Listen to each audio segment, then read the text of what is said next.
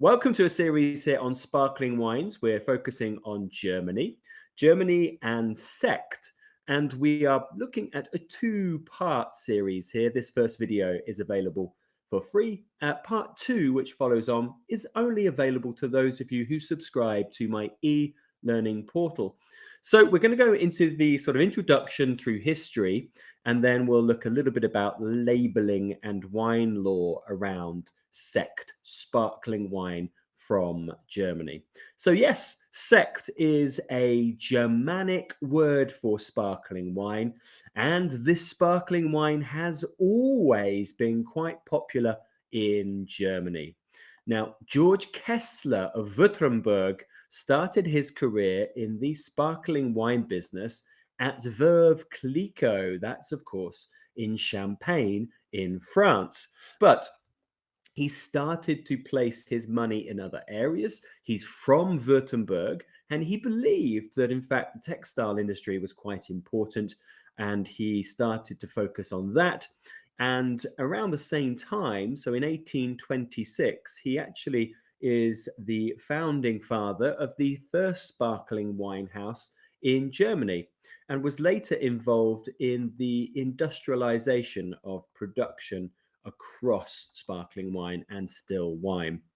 Trade and the exchange of knowledge really drove the development for Germany's wine industry and sparkling wine industry. Young men went to Champagne to, of course, gain experience and learn the secrets of that wine region so they could then implement those production methods in the countries that they come from, such as Germany. Okay, so that's a little bit more history, some lovely advertising here. Now, beginning in 1850, the production of sparkling wine in Germany rose quite steeply, climbing to 1.5 million bottles that year. And then by 1873, so nearly a quarter of a decade later, quarter of a century later, it rose to 4 million bottles. And then by the turn of the century, going into the 20th century, it was up to about 8 million. And by 1903, it was in excess of 10 million bottles. But not everybody was drinking champagne. The choice of champagne or Sekt certainly reflected the social class divide. Sekt was the cheaper alternative. Around 1900, the cost of champagne was 3 to 5 times more than German Sekt. So you can see certainly where the class divide lies within that. So from the outset, competition was rife between Sekt and sparkling wines from France. There's some wonderful Kessler Sekt advertising you can see just there, very ornate and intricate. So by the end of the 19th century, sparkling wine producer Otto Henkel gained important insights in a tour through the United States, where he saw how much easier and more lucrative it was to sell a single branded item instead of multiple items. As a blended product, sparkling wine is a prime candidate for branding, and the idea took off. And of course, you've only got to look at the significant brands of champagne, very strong brand names in that wine region. New laws that protected wineries from imitation helped to increase quality and awareness among consumers. And this was really the beginning of the success of many big Sekt brands like Henkel. You'll see another advertisement for them there.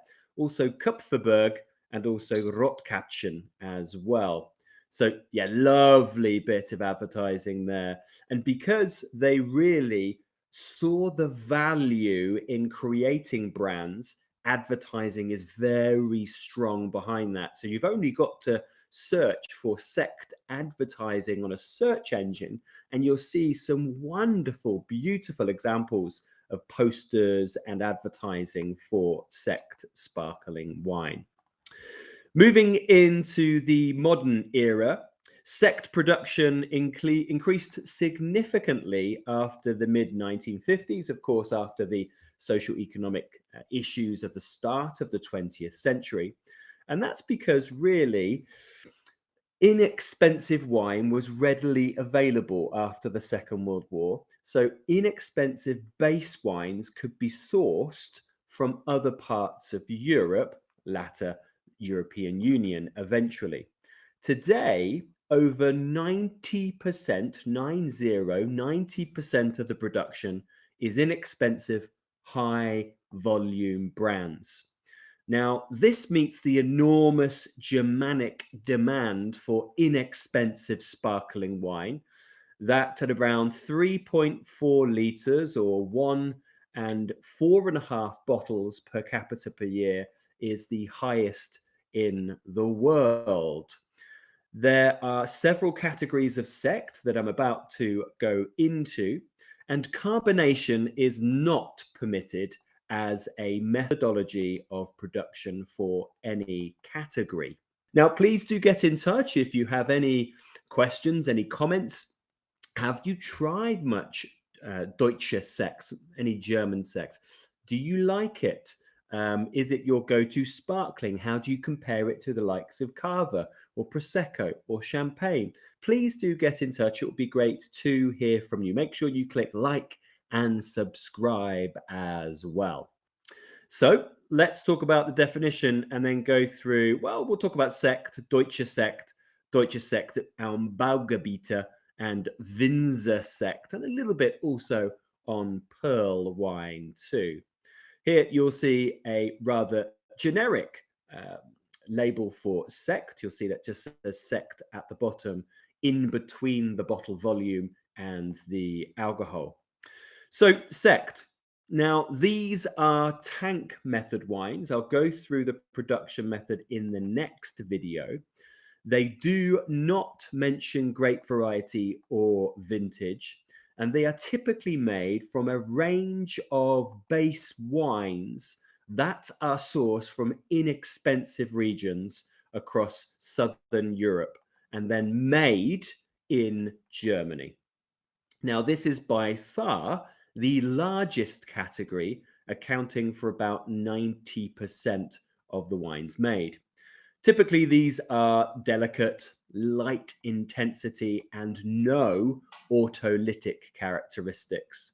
They are normally made in a brut and extra dry style, typically with noticeable residual sugar and a soft acidity, somewhere like a medium acidity.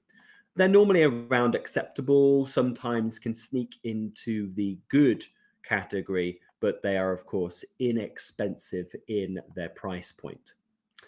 Then we have Deutscher Sekt, so German Sekt. You'll see a label for this here, clearly indicating it at the top of the label from Langenbach.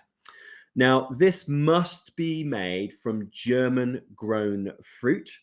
It may be made via the tank method or traditional method, so there is flexibility.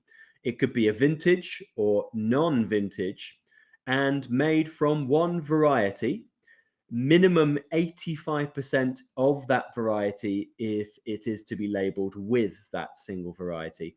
Or it can be made with a blend of different varieties too.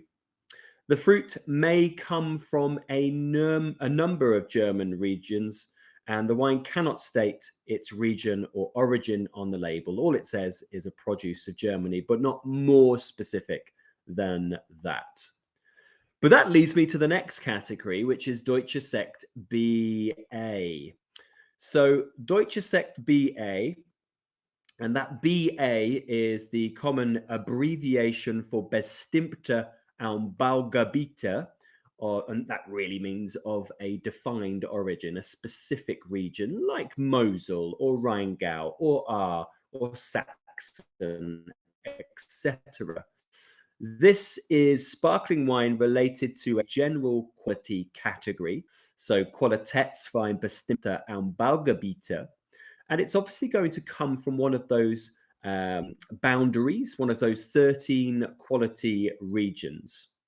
The name of the region must appear on the label. You'll see our example here. It says Deutscher Sekt BA bestimmte Anbaugebiete, and then Mosel is defined beneath that. Tank or traditional method, again, is possible for this category. Then we come to Winzer Sekt. So Winzer Sekt, the word sect is there, of course, but Winzer means wine grower. It refers to a sparkling wine which is estate bottled. It uses only grapes grown by the estate and is made by the traditional method and kept for a minimum of 9 months on the lees in bottle. Okay, so that is clearly different to everything we have discussed so far. Now, it's most typically made from Riesling, but you may utilize other varieties. The vintage, grape variety, and producer's name must appear on the bottle. If it is made from Riesling, these wines combine sort of medium to medium plus intensity of apple, peach, toasty, smoky, autolytic characters as well. Look out for high acidity here and typically bottled as a brut style. They are very good to outstanding in quality and are mid to premium priced. Then we have something called Perlwein or Secco. So in addition to Sekt, Perlwein, which is more commonly known as Secco, is either made by the tank method or by carbonation of inexpensive base wine. These are cheaper in Germany than fully sparkling wine, and they do not attract as much tax. It could be made from a quality-specific region, so a Qualitätsperlwein bestimmte Anbaugebiete, or as an EU, European Union wine, which is just pearl wine. In the production of pearl wine, carbon dioxide can be injected or produced via the tank method. It tends to be semi-sparkling, so sort of 1 to 2.5 bar pressure. It's sweeter than Sekt more often than not. And if labeled as trocken, which is dry, like you see in our example, it actually can have up to 35 grams per litre residual sugar. If it's labeled as halbtrocken or off-dry, it has between 33 and 50 grams per litre. And if it's labeled as mild, it has more than 50 grams per litre. A little bit around the wine laws of Sekt. So Sekt must be produced via a second fermentation. So this is not pearl wine. Pearl wine is a separate category. Sekt has to have a second fermentation in tank or bottle. It cannot be carbonation. It must have an alcohol content of a minimum 10% and a carbon dioxide pressure of around 3.5 atmospheres or greater. Wines labeled as Sekt can be made from base wine of grapes grown in any EU country, so European Union country. And in addition, wines sold as varietal or vintage must be 85% of that variety and or vintage. Now around aging time, so we're going to go through the 3 T's: tank method, traditional method, and also the transfer method. For the tank method Sekt wines, the period from tirage, so that is your addition of sugar and yeast for the second fermentation, to release from the winery for sale must last for a minimum of 6 months, with a minimum of 90 days on the lees, so 3 months. This period of lees can be reduced to 30 days if it has good behavior. And by good behavior, I mean in a wine tank with stirrers. So basically increased amounts of batonnage. Traditional method wines must spend a minimum of 9 months on the lees and then can be released for sale. And transfer method must spend a minimum of 3 months on the lees and can be released for sale after 9 months. A couple of other terminologies to wrap up this presentation. We have Flaschengarung, which is bottle fermented, but may be disgorged by the transfer method. And then Klassisch Flaschengarung, or similar.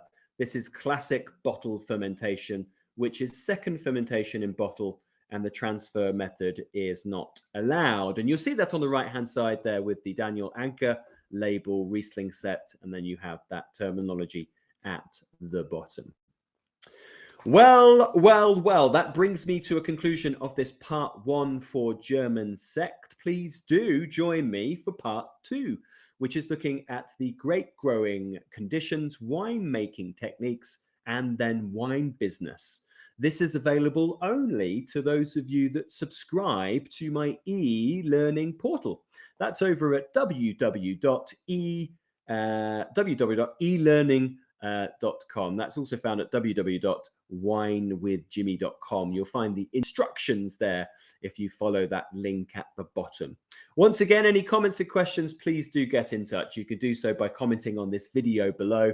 Do you like Sekt? Have you tried it before? What are your thoughts and theories of this Germanic sparkling wine? Have you tried some of the more premium ones like the Winzer Sekt? Please do get in touch. But until next time, I've been Jimmy Smith. Ciao for now. Goodbye.